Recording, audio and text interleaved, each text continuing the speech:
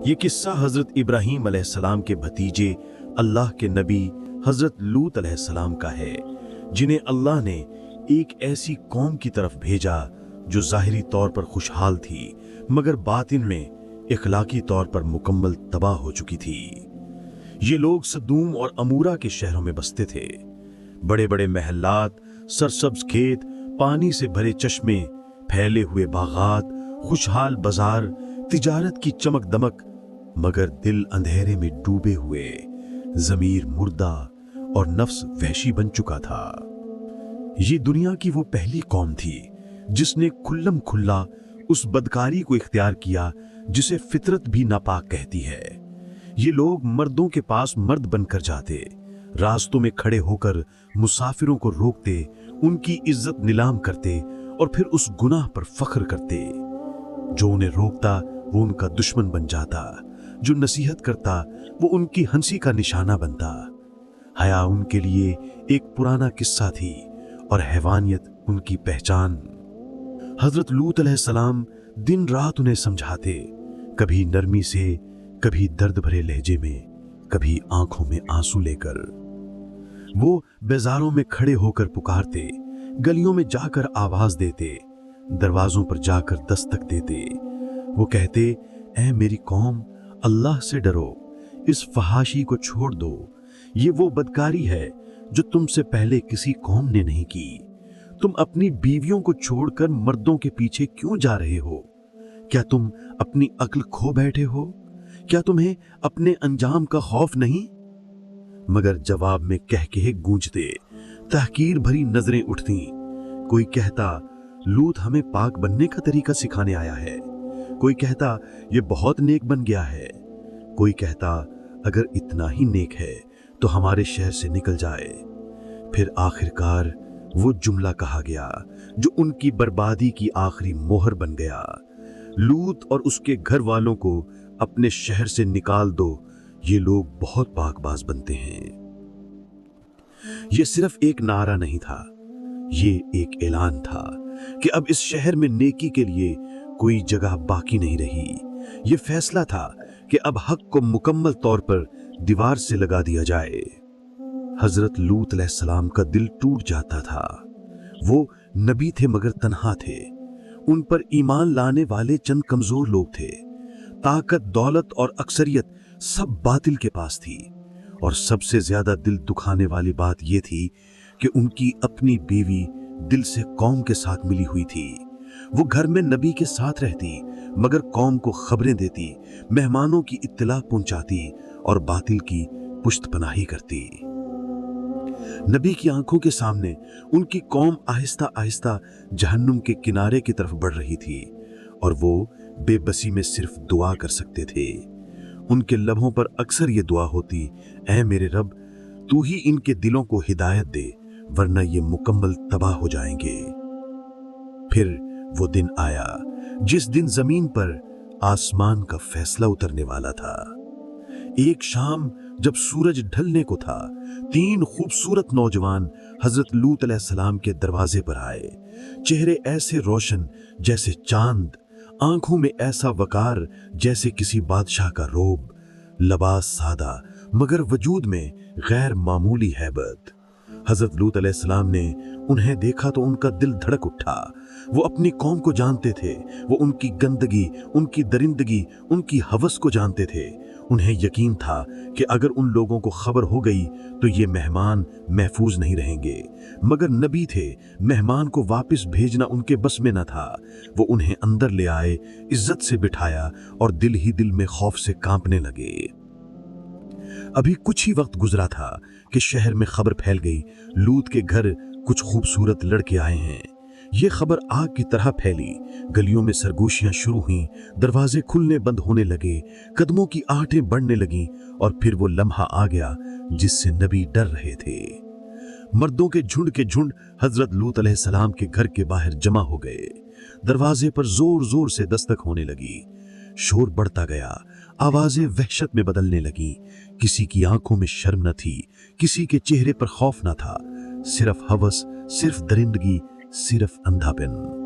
हजरत लूत अलैहिस्सलाम कांपते हुए दरवाजे पर खड़े हुए। वो जानते थे कि उनके सामने कौन लोग खड़े हैं, मगर फिर भी उन्होंने आखिरी कोशिश की। वो बोले, ऐ मेरी कौम, अल्लाह से डरो, ये मेरे मेहमान हैं, इनकी बेहुरमती ना करो, कुछ तो इंसानियत बाकी रखो, क्या तुम्हें अपने अंजाम का खौफ नहीं? मगर जवाब में एक शोर उठा। किसी ने कहा, क्या हमने तुझे मना नहीं किया था कि हमारे मामलात में दखल ना दे? किसी ने कहा, हमें तेरे मेहमानों की कोई परवाह नहीं। किसी ने कहा, हमें वो दे दे जिनके लिए हम आए हैं, वरना हम दरवाजा तोड़ देंगे। हजरत लूत अलैहिस्सलाम की आवाज लरजने लगी। उन्होंने कहा, ये मेरी बेटियां मौजूद हैं, अगर तुम्हें ख्वाहिश है तो अल्लाह के हलाल तरीके से निकाह कर लो, मगर इस गुनाह की तरफ मत जाओ। मगर ये बात उनके कानों तक पहुंची ही नहीं। उनके दिल मोहर हो चुके थे, उनकी रूहें मर चुकी थीं। इसी बेबसी के आलम में हजरत लूत अलैहिस्सलाम के मुंह से वो अल्फाज निकले जो कयामत तक एक नबी की सबसे बड़ी फरियाद बन गए। काश मेरे पास तुम्हारे मुकाबले की ताकत होती, या मैं किसी मजबूत सहारे की पनाह ले सकता। इसी लम्हे वो 3 नौजवान आगे बढ़े जिन्हें अब तक हजरत लूत अलैहिस्सलाम मेहमान समझ रहे थे। उनकी आवाज में अजीब सुकून था। उन्होंने कहा, ऐ लूत, तुम खौफ न करो, हम इंसान नहीं हैं, हम अल्लाह के भेजे हुए फरिश्ते हैं, ये लोग तुम्हारा कुछ नहीं बिगाड़ सकते। फिर उनमें से एक फरिश्ते ने दरवाजे के बाहर मौजूद हुजूम की तरफ इशारा किया। अगले लम्हे एक ऐसी चीख सुनाई दी जिसमें खौफ, दर्द और अंधापन सब इकट्ठा था। वो सब के सब अंधे हो चुके थे। कोई दीवार से टकरा रहा था, कोई जमीन पर गिर रहा था, कोई अपने साथी को आवाज दे रहा था, मगर किसी को रास्ता नजर नहीं आ रहा था। वो इसी अंधेपन में डगमगाते हुए वापस लौट गए। तब फरिश्तों ने हजरत लूत अलैहिस्सलाम से कहा, आज रात तुम अपने मानने वालों को लेकर फौरन इस बस्ती को छोड़ दो, किसी को पीछे मुड़कर नहीं देखना। तुम पर अल्लाह का हुक्म है कि सुबह होने से पहले इस शहर से दूर निकल जाओ, और तुम्हारी बीवी तुम्हारे साथ नहीं जाएगी, इसलिए कि उसका दिल तुम्हारे साथ नहीं बल्कि कौम के साथ है। ये सुनकर हजरत लूत अलैहिस्सलाम का दिल दहल गया। बीवी जिसके साथ उन्होंने जिंदगी बसर की थी, जिसके साथ खुशी गमी गुजारी थी, मगर अल्लाह के फैसले के सामने कोई रिश्ता नहीं चलता। वो दिल में जख्मी थे मगर सर झुकाए हुए थे। रात के आखिरी पहर हजरत लूत अलैहिस्सलाम चंद मोमिन मर्दों और औरतों के साथ खामोशी से शहर से निकले। न कोई शोर, न कोई आवाज, न कोई रोशनी। गलियां सुनसान थीं, मकान खामोश थे, जैसे पूरी बस्ती किसी खौफनाक जाख में सोई हो। पीछे वो शहर था जिसमें उन्होंने सालों दावत दी थी, और आगे नामालूम रास्ता था, मगर दिल में अल्लाह पर भरोसा था। और फिर जो ही सुबह की हल्की सी रोशनी आसमान के किनारे पर नमूदार हुई, जो ही परिंदों ने पर फैलाए, जो ही हवा ने करवट ली, आसमान का फैसला जमीन पर नाफिज हो गया। फरिश्ते जमीन पर उतरे, उन्होंने अपने ताकतवर पर जमीन में मारे, और एक लम्हे में पूरा शहर जड़ से उखड़ गया। जमीन उलट गई, जो नीचे था वो ऊपर हो गया, और जो ऊपर था वो नीचे हो गया। पहाड़ों जैसी इमारतें तिनकों की तरह उलट गईं, महलात मिट्टी में दफन होने लगे। फिर आसमान से पकाए हुए पत्थरों की बारिश शुरू हुई। हर पत्थर अपने हदफ को पहचानता था। कोई छुप ना सका, कोई बच ना सका, कोई भाग ना सका। चीखें लम्हों में खामोश हो गईं, कहकहे राख बन गए, फख्र मिट्टी में मिल गया, ताकत बेमानी हो गई। और हजरत लूत अलैहिस्सलाम की बीवी वो पीछे मुड़ी। उसके दिल में तौबा नहीं थी बल्कि हसरत थी कि उसकी कौम तबाह हो रही है।